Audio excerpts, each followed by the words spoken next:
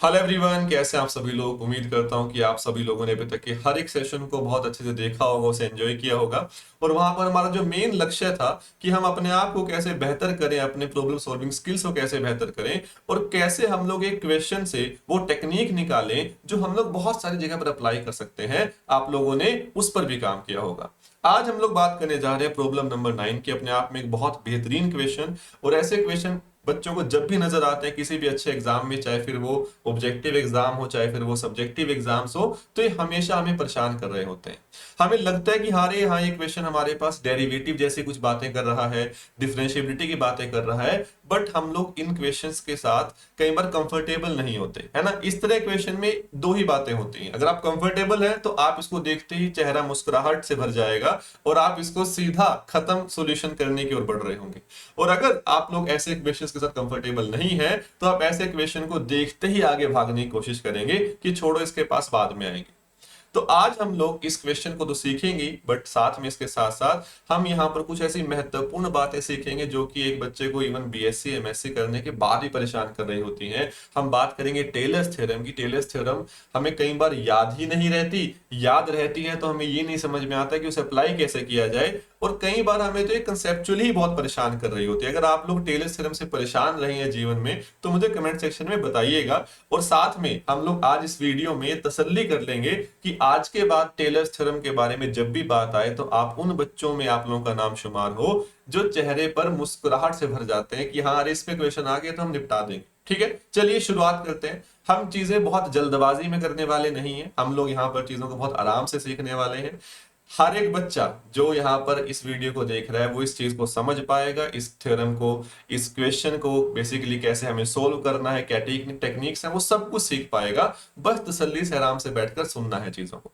सबसे पहली बात, हमारा जो क्वेश्चन को देखते ही मेन टारगेट होता है, मेन लक्ष्य होता है, वो ये रहता है कि क्वेश्चन में क्या क्या गिवन है पहले उसे समझ लिया जाए। उसके बाद हमें इस क्वेश्चन में बेसिकली पूछा क्या गया है हम उसके पास जा रहे होंगे।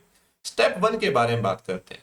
मैंने जैसे इस क्वेश्चन को देखा सबसे पहले मुझे कहा गया कि आपको ये स्टेटमेंट या तो प्रूव करनी है या डिसप्रूव करनी है। ठीक है, चलिए हमारे पास बेसिकली जब भी हम ऐसे क्वेश्चन के बारे में बात करते हैं तो हम कोशिश करते हैं काउंटर एग्जांपल बना लें। बट हमने यहाँ पर उतना समय अभी नहीं देंगे इस चीज को, क्योंकि आप जो भी एग्जांपल सोचेंगे इन कंडीशंस को फुलफिल करता हुआ उसके लिए बात सच आ जाएगी। क्योंकि मेरे पास ये स्टेटमेंट एक बहुत फेमस क्लासिकल अपने पास मेथड है, क्लासिकल टेक्निक है, ये हमारे पास होल्ड करती है। स्टेटमेंट मेरे पास सच है तो हम इसका प्रूफ करने की ओर ही आगे बढ़ते हैं।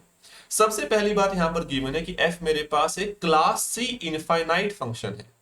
होंगे आप में से कुछ ऐसे बच्चे जो इस शब्द के साथ काफी कंफर्टेबल होंगे, बट साथ में कुछ बच्चे ऐसे भी होंगे जिनको ये चीजें बहुत परेशान कर देती हैं। सी इनफाइनाइट क्या आ गया, जैसे ही ऐसा कुछ सिंबल आया लगता है अरे क्वेश्चन तो बहुत मुश्किल बना दिया गया, इस क्वेश्चन के पास तो हमारा जाना बनता ही नहीं, इसे छोड़ देते हैं। नहीं, ध्यान से सीखो। सी इनफिनिट मेरे पास क्या होता है, कोई बड़ी बात है ही नहीं। जब बात ही इतनी आसान है तो हम इससे क्यों घबराएं। मेरे पास f बेसिकली सी इनफाइनाइट देने का मतलब इतना सा होता है कि आपके पास जो एफ एन एक्स है, nth derivative of function is continuous for every n natural number. इसका मतलब क्या हुआ, इसका मतलब इतना सा है कि मेरे पास जब भी आपको कहा गया ना कि f एक सी इनफाइनाइट फंक्शन है, इसका मतलब ये है कि उसका f डैश एग्जिस्ट करता है, f double dash, f triple dash, आप उसका जो मर्जी डेरिवेटिव ले लीजिए, जिस मर्जी n नेचुरल नंबर के बारे में आप बात कीजिए, nth डेरिवेटिव हमेशा एग्जिस्ट करता है। और साथ में वो कॉन्टिन्यूस तो आएगा ही, क्योंकि मान लो अगर कोई कहता है कि मेरे पास f ट्रिपल डैश एग्जिस्ट करता है तो f डबल डैश मेरे पास पक्का डिफरेंशिएबल बना होगा, यानी वो कॉन्टिन्यूस आया होगा, तभी आपने एफ ट्रिपल डैश के बारे में बात की। तो हमें हमेशा जब भी एफ सी इनफिनिटी लिखा मिल जाए आपको हमेशा ये बात याद रखनी है, इसका सीधा सा मतलब है कि सारे डेरिवेटिव एग्जिस्ट करते हैं उसके, और सारे डेरिवेटिव मेरे पास कॉन्टिन्यूस है, आप जो मर्जी डेरिवेटिव ले लीजिए।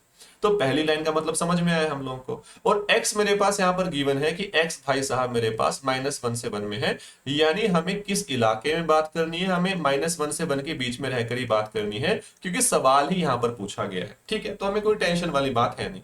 अब साथ में कुछ बातें और गिवन है, ये चाहते हैं कि जब आप क्वेश्चन सोल्व करें तो आपको ये चीजें काम आ रही हो। और मुझे कहा गया है कि आपका जो एफ एन एक्स का मोड है ना, mod f n x, mod f n x, यानी आप या तो एफ डैश निकालें या आप एफ डबल डैश या आप जो मर्जी डेरिवेटिव निकालें, और आप अगर x ले -1 से 1 पे, है ना, यानी आप मान लो एफ ट्रिपल डैश निकालते हैं, मान लो x इक्वल टू हाफ पर, तो वो डेरिवेटिव मेरे पास पक्का लेस देन इक्वल टू 1 आएगा। और ये बात हर एक n के लिए सच है। आप जो मर्जी डेरिवेटिव निकालिए मेरे पास किसी एक पॉइंट पर जो -1 से 1 के बीच में है, तो डेरिवेटिव की वैल्यू पक्का -1 से 1 के बीच में आएगी, यानी इसका जो मोड है वो लेस देन इक्वल टू 1 रहने वाला है। लिखा हुआ है ना, for every x in the interval, यानी फॉर एवरी x इन -1 से 1 मेरे पास ये इंफॉर्मेशन मुझे गिवन है। तब कहा जा रहा है कि मेरे पास यहाँ पर आपका जो फंक्शन आएगा वो एक रियल एनालिटिक फंक्शन बन रहा होगा।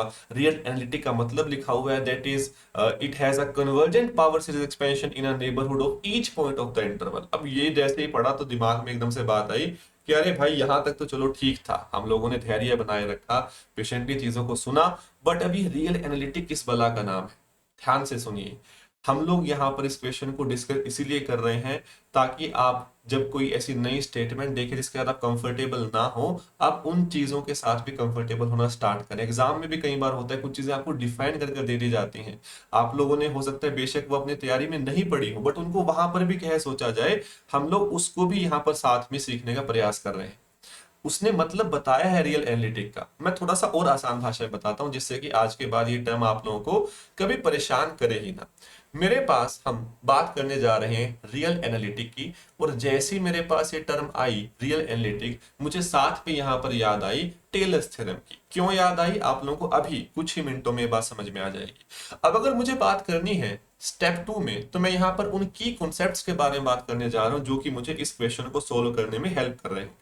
मैं याद करने जा रहा हूं, मेरे पास एक थ्योरम हुआ करती थी मेरे बीएससी के दिनों में। आप लोगों को याद आएंगे, आप लोगों के जवानी के दिन, है ना, बीएससी के दिन, जब आप लोगों ने शुरुआत में ही कदम रखा था अपने नॉन मेडिकल करियर में, या ऑनर्स में, जो बच्चे ऑनर्स से रहे होंगे, कि आप लोगों ने एप्सिलॉन डेल्टा पढ़ना स्टार्ट किया था। कैलकुलस के बिल्कुल बेसिक लेक्चर्स में आप लोगों ने चीज देखी होगी। वहां पर आप लोगों के पास एक थ्योरम आती है टेलर्स थ्योरम, जो कि अक्सर बच्चे या तो उस थ्योरम को रट लेते हैं या उसका प्रूफ रट लेते हैं कि अगर एग्जाम में आया तो कर देंगे, बट उसकी एप्लीकेशंस पर ध्यान नहीं देते। और जब यही अपने पास थ्योरम काम आती है किसी पीएचडी एंट्रेंस एग्जाम में, या जब आप लोग हायर एमएस में आगे जाते हैं, तब ये याद नहीं आ रही होती, या फिर आप लोगों ने कभी इस पर इतना गौर किया ही नहीं होता कि आप लोग ये सोच पाए कि अरे किसी क्वेश्चन में इसका यूज भी कर सकते हैं, या कई बार इसके नाम से इतने परेशान होते हैं। तो चलिए इन सभी चीजों को आज परे रखते हैं, हमारा आज तक इसके साथ क्या एक्सपीरियंस रहा, इन सभी बातों को पीछे छोड़ते हुए आज हम इसमें क्या ऐसा बेहतर सीखें कि आज के बाद जीवन में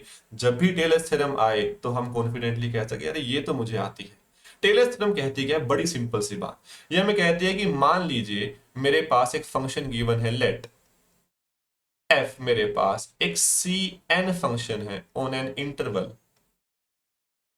containing एक पॉइंट x0 जो कि फिक्स पॉइंट है, एंड एक x पॉइंट मेरे पास जिसके ऊपर हम फंक्शन की वैल्यू की बात कर रहे हैं। मुझे मान लो फंक्शन f के डेरिवेटिव्स की और फंक्शन की वैल्यू x0 पर पता है, और मैं फंक्शन की वैल्यू x पर बात करना चाहता हूं, और वो x और x0 मेरे पास एक इंटरवल में दिए गए हैं, ठीक है, जो कि हमें पहले से पता, जैसे हमारे पास है -1 से 1 की 1। तब हमारे पास टेलर्स थ्योरम कहती है देन जो एफ ऑफ एक्स है वो आप निकाल सकते हैं, है ना, एफ ऑफ एक्स है आप वो निकाल सकते हैं।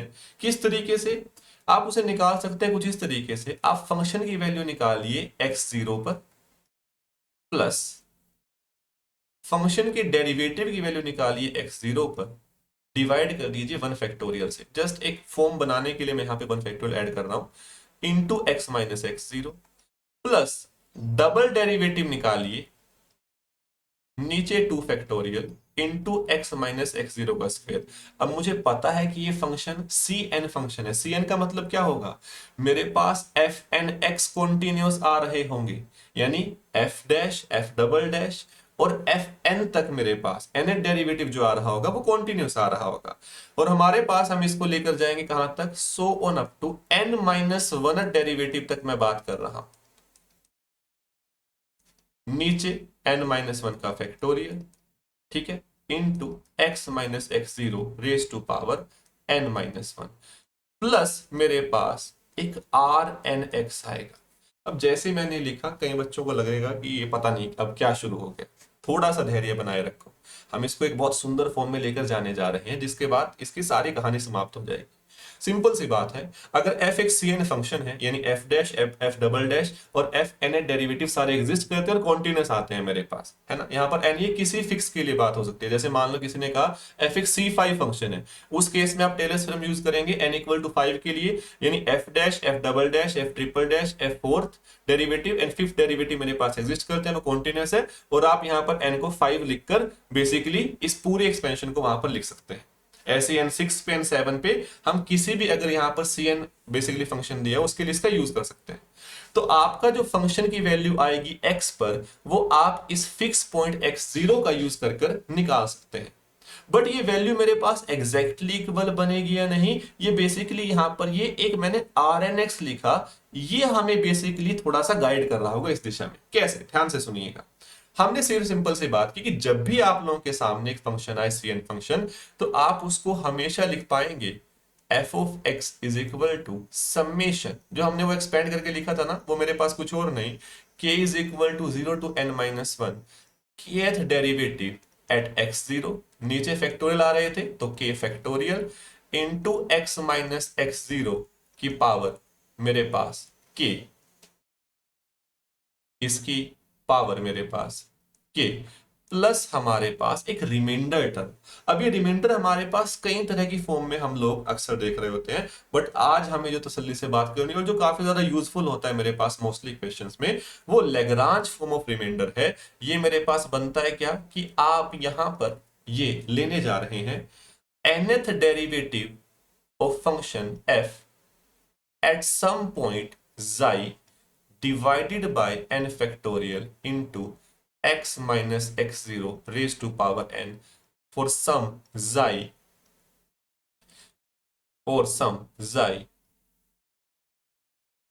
between x and x0। आपके पास फंक्शन के डेरिवेटिव्स की सबकी वैल्यू दी हुई थी, मान लीजिए x0 पॉइंट पर आपको पता है, आपको निकालनी है वैल्यू किस पर, x पर। तो f ऑफ x मेरे पास बराबर आएगा इसके, प्लस हमारे पास है ना, ये हम लोगों ने यहां पर क्या किया कि कोई एक ऐसा जाई मिलेगा बिटवीन x एंड x0 कि अगर आप nth डेरिवेटिव उस जाई पर निकालें divided by n factorial into x minus x0 की पावर n, तो f ऑफ x के बराबर ये वैल्यू आ जाने वाली है। इसी को बोला जाता है मेरे पास हमारी एरर टर्म, या फिर हमारे पास इसे बोलते हैं रिमाइंडर टर्म। दोनों ही नाम इसके यूज होते हैं, रिमाइंडर टर्म। आई होप सभी लोगों को ये चीज अच्छे से नजर आई होगी कि मेरे पास जब भी आज के बाद आपको f एक फंक्शन दिया हो cn फंक्शन, आपको x0 पर वैल्यू पता हो, x पर निकालनी हो, तो आप हमेशा f ऑफ x को इस फॉर्म में लिख सकते हो। यहां तक आप टेलर्स थ्योरम का यूज करके हमेशा बात कर सकते हो, यहां तक कोई परेशानी नहीं होनी चाहिए। अगर किसी को इन कंडीशंस में थोड़ी सी दिक्कत आ रही है तो सीधा ये फॉर्म याद कर लो। टेलर्स थ्योरम अगर आप लोग कहीं पर भी लगानी है, f cn फंक्शन मिला, n-1 डेरिवेटिव तक ऐसे लेकर गए, लास्ट में मेरे पास रिमाइंडर टर्म आपने लिख दी, इसके बाद क्वेश्चन के बारे में बात करेंगे, ठीक है। टेलर्स थ्योरम हमें नजर आती है। अब टेलर्स थ्योरम अगर आप लोगों को चमक गई तो अब आप बड़े आराम से बात कर पाएंगे रियल एनालिटिक फंक्शन के बारे में। ये रियल एनालिटिक फंक्शन मेरे पास क्या होता है, हमारे पास यहां पर डोमेन क्या दी हुई है, x मेरे पास -1 से 1 के बीच में है, तो मैं इसलिए इस फंक्शन के लिए डेफिनेशन जो देने जा रहा हूं वो -1 से 1 के बीच में देने जा रहा हूं। हालांकि हम इन जनरली बात कर सकते हैं। डेफिनेशन हम लोग क्या कह रहे हैं कि मेरे पास अगर एक फंक्शन है f जिसकी डोमेन है -1 से 1, कोडोमेन है r, this is real analytic at some point x0। हम कब कहते हैं कि मेरा फंक्शन रियल एनालिटिक है, किसी पॉइंट x0 पर -1 से 1 के बीच में, अगर हमारे पास वहां पर इफ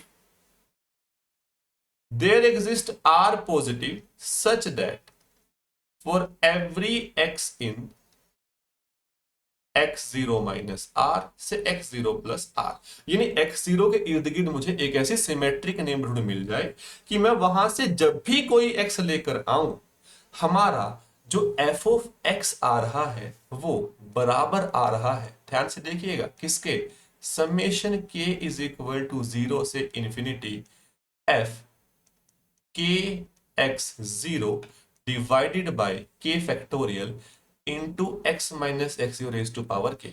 एकदम से ये बात हमें कुछ थोड़ी सी, और साथ में जो राइट हैंड में सीरीज है वो कन्वर्ज करनी चाहिए, एंड द सीरीज कन्वर्ज। आप जानते हैं कि एक सीरीज हमेशा मेरे पास कन्वर्जेंट या डाइवर्जेंट हो सकती है, सीरीज कन्वर्जेंट आनी चाहिए। अब जैसे मैंने देखा मुझे लगा रहे कुछ कंफ्यूजन पैदा हुआ कि ऐसा ऐसा कुछ मेरे पास टेलर्स थ्योरम में भी था और ऐसा ऐसा कुछ मेरे पास यहां पर भी मुझे आता हुआ नजर आता है। ध्यान से देखिएगा टेलर्स थ्योरम से कैसे बात जुड़ रही है। बात यहां पर ऐसे जुड़ रही है कि हमारे पास, हम कह रहे हैं कि मेरे पास अगर एक फंक्शन सी एन फंक्शन आएगा तो हमारे पास अगर कोई x0 है उसके अराउंड किसी पॉइंट x पर बात करनी है तो फंक्शन की वैल्यू मैं इस फॉर्म में लिख सकता हूं। इस फॉर्म में ये बात कही जा सकती है। अब फंक्शन मेरे पास उस पॉइंट x0 पर एनालिटिक कब कहलाएगा कि अगर उसके अराउंड मुझे एक नेबरहुड मिल जाए कि मैं वहां से अगर कोई भी x उठाता हूं, है ना, कोई भी x मैं उठाता हूं और f ऑफ x में निकालना चाहूं, तो अगर मेरे पास मैं राइट हैंड साइड में लिमिट अप्लाई कर दूं, limit n tends to infinity, right hand side में लिमिट अपने पास अप्लाई कर दूं n टेंड्स टू इंफिनिटी, तो मेरे पास f ऑफ x बराबर आ जाए इसके। इसका मतलब क्या है, अगर n इन्फिनिटी पर गया तो ये वाला पार्ट में n-1 था, इन्फिनिटी पर गया, और ये पार्ट मुझे वहां नजर नहीं आ रहा है। अगर आप ध्यान से देखें डेफिनेशन में रियल एनालिटिक की कहा गया है कि ये सिर्फ इसके इक्वल आए, यानी कि यहां पर साथ में कहा जा रहा है कि ये जो रिमाइंडर टर्म है ना, अगर मैं n को इन्फिनिटी पर लेकर जा रहा हूं तो ये रिमाइंडर टर्म मेरे पास as n tends to infinity 0 पर जानी चाहिए। हमारे पास, ध्यान से सुनिएगा, मैं किसी पॉइंट x0 पर फंक्शन को रियल एनालिटिक कब कहूंगा कि अगर मुझे एक ऐसी नेबरहुड मिल जाए r पॉजिटिव रेडियस की कि मैं उसमें से कोई भी अपने पास f ऑफ x उठाता हूं तो जो राइट हैंड साइड वाला मेरे पास पूरा का पूरा ये टर्म बनी थी as n tends to infinity, ये फंक्शन की वैल्यू जो मेरे पास उस x पर आ रही है उसके इक्वल बन जाए, तब हमारे पास हम कहते हैं, और ऐसा मेरे पास मुझे हर एक उस x के लिए मिल रहा हो जो x0 की उस r रेडियस के नेबरहुड में हो, तब हम कहते हैं कि मेरा फंक्शन रियल एनालिटिक आ रहा है उस पॉइंट पर। एक बार मैं फिर से सभी लोगों को ध्यान से यहां पर लेकर जाना चाहूंगा। सिंपल सी बात हम लोगों ने की, कुछ मुश्किल बात नहीं की। आई होप सभी लोगों को स्टेप 1 नजर आया होगा जो गिवन हमने देख लिया। स्टेप 2 में हमने कहा कि मेरे पास अगर एक फंक्शन Cn फंक्शन आता है तो हमेशा हमारे पास Taylor's theorem with Lagrange form of reminder हमें ये सिखाती है कि f ऑफ x मेरे पास इसके बराबर आ रहा होगा। और अब हम कह रहे हैं कि मेरे पास इससे बेहतर एक चीज हम लोग देने जा रहे हैं कि एक फंक्शन को रियल एनालिटिक कब कहा जाता है, अगर मेरे पास एक x0 पॉइंट गिवन हो और उसके अराउंड मेरे पास मुझे एक r रेडियस का नेबरहुड मिल जाए कि जब भी मेरा x मैं x0 माइनस r से x0 प्लस r से लेकर आऊं, f ऑफ x की वैल्यू मेरे पास इक्वल आए, राइट हैंड साइड में limit n tends to infinity apply की जाए, ये टर्म 0 के पास जाए as n tends to infinity, और ये सीरीज मेरे पास जो बचे ये कन्वर्ज कर रही हो और ये जो वैल्यू आए वो f ऑफ x के इक्वल आ रही हो, यानी x पॉइंट पर फंक्शन की वैल्यू के इक्वल आ रही हो, तब हम लोग कहते हैं कि मेरा फंक्शन x0 पर रियल एनालिटिक आ रहा है। और इस क्वेश्चन में क्या कहा गया था कि आपको शो करना f इज रियल एनालिटिक किस पर, -1 से 1 में, यानी कि आप बेसिकली यहां पर शो करना चाहते हैं कि -1 से 1 के बीच में हर एक पॉइंट पर ये रियल एनालिटिक आता है। ठीक है, that is it has a convergent power series expansion in a neighbourhood of each point of the interval. अब बात सभी लोगों को नजर आएगी। जब मैंने यहां पर कहा कि f ऑफ x मेरे पास इस एक कन्वर्जेंट सीरीज के बराबर आ रहा है, यानी फंक्शन की जब इस पॉइंट पर वैल्यू निकाली जाए वो वैल्यू कुछ और नहीं, बेसिकली ये पावर सीरीज मेरे पास कन्वर्ज कर रही है जिस रियल नंबर पर उसके बराबर आए। यही तो कहा गया था कि आपको शो करना है कि f रियल एनालिटिक है, that is it has a convergent power series expansion, यानी आपने फंक्शन की वहां पर किसी पॉइंट पर वैल्यू को एक कन्वर्जेंट पावर सीरीज के बराबर बेसिकली वहां पर दिखा पा रहे हो। अगर ऐसा कर पा रहे हो आप लोग किसके लिए, neighbourhood of each point of the interval, तो आप कह पा रहे होंगे कि आपका फंक्शन रियल एनालिटिक है पूरे -1 से 1 में, है ना। हमने बात की यहां पर किसी पॉइंट के लिए, यहां पर आप लोग ऐड भी कर सकते हैं एक नोट डालकर कि मेरे पास f is real analytic on -1 to 1। जैसे हम बात करते हैं कॉन्टिन्यूटी में, if it is analytic at every point, है ना, if it is analytic at every point, यहां तक सभी लोगों को बात पकड़ में आनी चाहिए। चलिए अब हम लोग बात करने जा रहे हैं वापिस हमारे पास इस क्वेश्चन को लेकर। क्वेश्चन अब आप लोगों के लिए इतना बचकाना क्वेश्चन है ना। ये क्वेश्चन पूछा जा चुका है एक बहुत ही अच्छे पीएचडी क्वालिफायर एग्जाम में, और आने की उम्मीद है, कहीं पर ही पूछा जा सकता है आप लोगों से, किसी इंटरव्यू में पूछ सकते हैं आप लोगों से, हो सकता है आप लोगों को ये नेट में कभी नजर आ जाए ऐसा कुछ क्वेश्चन। बट है ना, आज के बाद जब भी एक क्वेश्चन आएगा, अगर आप लोगों ने अभी तक की कहानी देख ली, तो अब सफर जो बच जाए सिर्फ इतना है कि आप लोगों ने फसल पर पूरी मेहनत कर ली है, आपने बहुत अच्छे से यहाँ पर पूरा समय लगा लिया है। अब सिर्फ समय आ चुका है फसल को काट कर खाने का। ध्यान से देखिएगा, अब आप लोगों की जो कहानी है बहुत आसान होने जा रही है।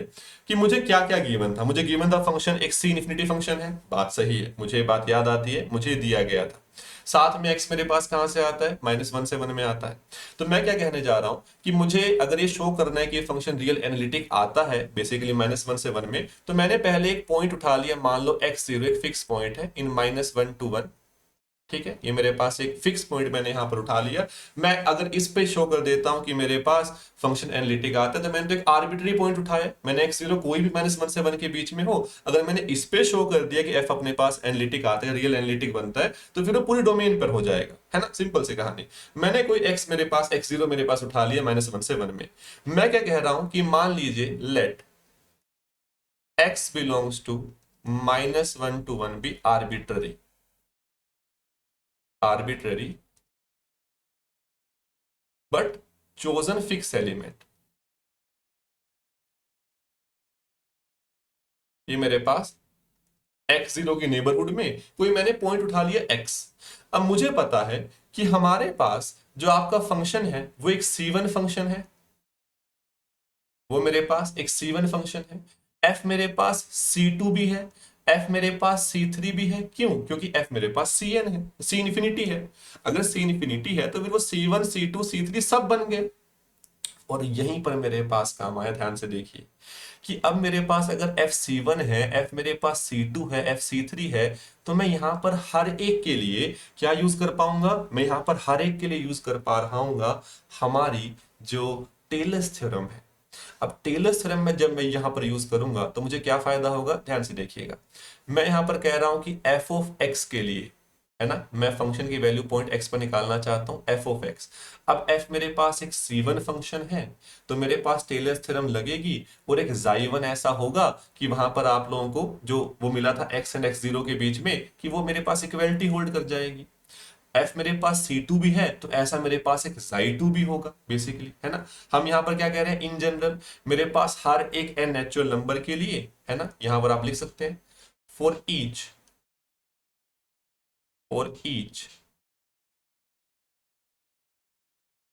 n natural number there exist xi n between x and x0। मैंने सिर्फ क्या किया, आपकी टेलर्स थ्योरम जो है वो n equal to 1, n equal to 2, n equal to 3 सबके लिए अप्लाई कर दी।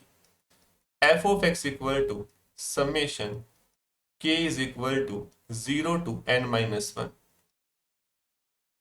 f k x0 by k factorial, ये तो मेरे पास मेरा सेम जो इनिशियल पोर्शन है, प्लस मेरे पास मेरी remainder term f n xi n x minus x0 by n factorial, ये मेरे पास हम लोगों ने आर एन एक्स कह दिया, है ना।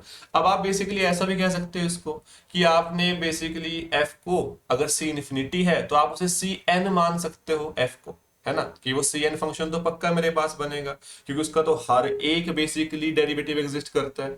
तो आपने f को सी एन मानकर वहां पर xi n एक ऐसा दिखा दिया जो x एंड x0 के बीच में आएगा, जहां पर ये बेसिकली बात सच आती है। इवन हमारे पास यहाँ पर हर एक n के लिए भी ये बात सच आ रही होगी, आप इसको इस फॉर्म में लिख सकते हो, क्योंकि f सी एन होना चाहिए सिर्फ टेलर्स थ्योरम के लिए। तो बट ज्यादा कंफ्यूजन में नहीं जाना, यहाँ पर सिंपली हमने क्या किया, x0 पॉइंट उठाया, x मैंने आर्बिट्री पॉइंट उठाया, और हम वहां पर देख पा रहे हैं कि टेलर्स थ्योरम हम लोगों ने अप्लाई कर दी। अब मुझे यहाँ पर सिर्फ एक बात देखनी है कि मैं यहाँ पर शो करना चाहता हूं कि अगर मैंने लिमिट मैंने अप्लाई करी n टेंड्स टू इंफिनिटी, तो मेरे पास मुझे राइट हैंड साइड में एक पावर सीरीज मिल जानी चाहिए जो कि कन्वर्जेंट आ रही हो। यही मेरा मेन मकसद है। जैसे मैंने ये शो कर दिया कि राइट हैंड साइड में मुझे एक पावर सीरीज मिल गई जो कि कन्वर्जेंट आती हो, तो ये ऑटोमेटिकली मेरे पास शो हो जाएगा कि आपका बेसिकली जो ये एफ ऑफ एक्स आ रहा है वो बेसिकली मेरे पास जो आपका फंक्शन आ रहा है वो मेरे पास x0 पे रियल एनालिटिक बन गया है। ठीक है, अब चलिए शुरुआत करते हैं इस काम की। ध्यान से देखिएगा, मुझे यहां पर गिवन है कि आपका जो मोड एफ एन एक्स है वो लेस देन इक्वल टू 1 आता है ना, for every n in natural number, यानी f dash, f double dash, f triple dash, ये सब मेरे पास आते हैं। अब यहां पर ध्यान से देखना, जब मैं आर एन एक्स के बारे में बात कर रहा हूं, mod r n x, mod r n x मेरे पास कुछ और नहीं, ये मेरे पास बनता है f n xi n by n factorial, ठीक है, into mod x minus x zero की पावर n। यही मेरे पास मेरी रिमाइंडर टर्म बनी थी। अब मुझे पता है कि ये जो जाई n मेरे पास आए हर n नेचुरल नंबर के, चाहे आप जाई 1 के बारे में बात करो, चाहे जाई 2, जाई 3, मेरे पास जो भी है ये x एंड x0 के बीच में है, और x एंड x0 मेरे पास आते हैं -1 से 1 के बीच में, यानी डेरिवेटिव की वैल्यू पक्का लेस देन इक्वल टू बनाएगी, यानी 1 by n factorial mod x minus x zero raise to power n आएगा। बात सही है।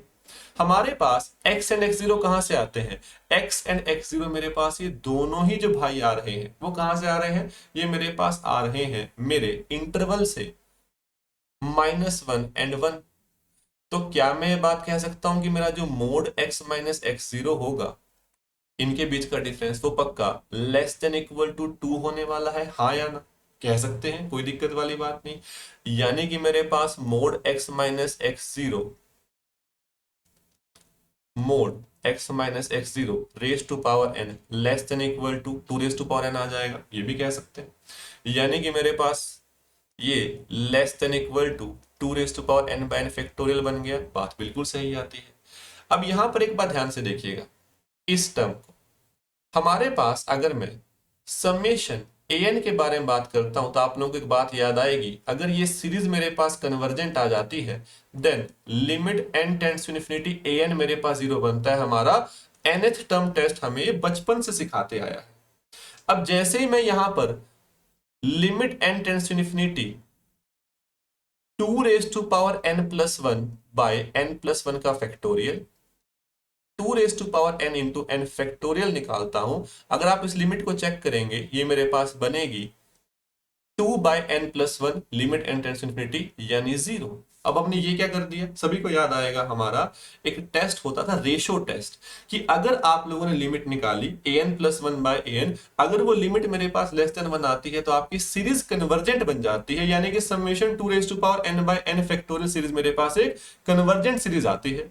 ये सीरीज कन्वर्जेंट आई मेरे पास, इसका मतलब क्या है, as n tends to infinity, अगर मैं दोनों साइड अप्लाई कर देता हूं limit n tends to infinity mod r n x, ये मेरे पास है ना less than equal to, basically क्या बनेगा, limit n tends to infinity 2 raise to power n by n factorial, और वो मेरे पास 0 आती है। क्यों? क्योंकि मेरे पास summation 2 raise to power n by n factorial by using ratio test ये सीरीज कन्वर्जेंट आती है।